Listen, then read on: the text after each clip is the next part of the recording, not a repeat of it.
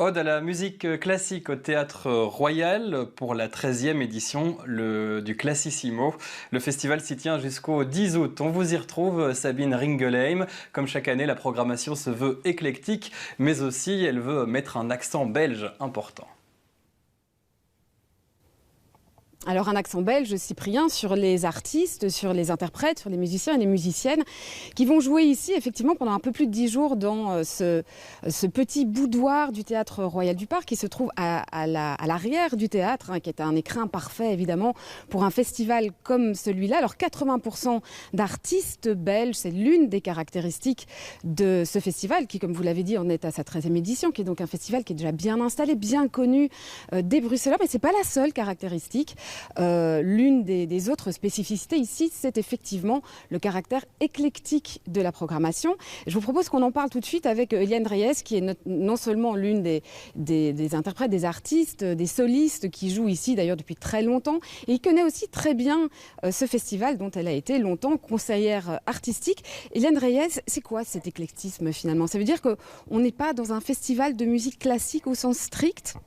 Non, effectivement, on a voulu de l'ouverture par rapport au public festivalier, puisque c'est pas le même que pendant l'année scolaire. Ici, je pense que l'été est là pour qu'on puisse se détendre, qu'on puisse être beaucoup plus dans des conditions estivales détendues. On retrouve ses amis au bar notamment et dans ce beau théâtre.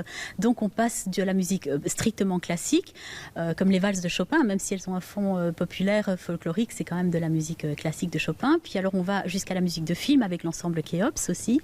Et pour arriver au klezmer, avec Robbie Lacatoche, Marc Grauwels, Joël Strauss.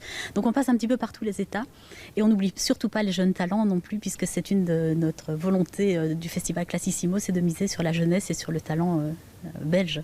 Alors jeunesse, éclectisme, ouverture vers d'autres styles musicaux, c'est une volonté aussi d'aller capter des publics, ou plutôt le public le plus large possible. Est-ce que ça fonctionne ? Oui, je pense qu'on a une très belle programmation. Il y a beaucoup de monde aussi, donc nous sommes vraiment très contents. Il ne faut pas oublier non plus la gratuité pour les jeunes jusqu'à 12 ans. Donc ça, c'était aussi une volonté de faire venir le jeune public. Et voilà, c'est vraiment dans un caractère détendu, où les concerts ne sont pas trop longs. Il y a une pause aussi, donc ça permet de se rafraîchir, de se détendre. C'est surtout, on voulait un moment convivial où on puisse se retrouver le public, les artistes après aussi au théâtre, et d'avoir cette programmation vraiment variée pour tous les goûts. Et casser peut-être un peu cette image de sérieux ou de solennel que peut avoir la musique classique. Alors 80% d'interprètes, d'artistes, de musiciennes belges, ça c'est aussi une volonté depuis longtemps au Festival Classissimo?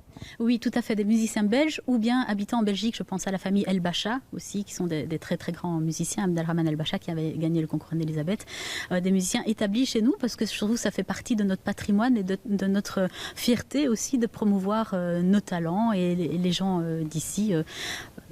Voilà. Parce qu'on en a beaucoup, des talents. Allez, un dernier mot, Eliane Reyes, sur la programmation de ce soir. Vous en avez déjà touché un mot, c'est les valses de Chopin. Là aussi, la volonté, c'est d'aller toucher le public avec quelque chose qui est à la fois populaire, mais en même temps qui est d'une grande virtuosité et d'une qualité exceptionnelle.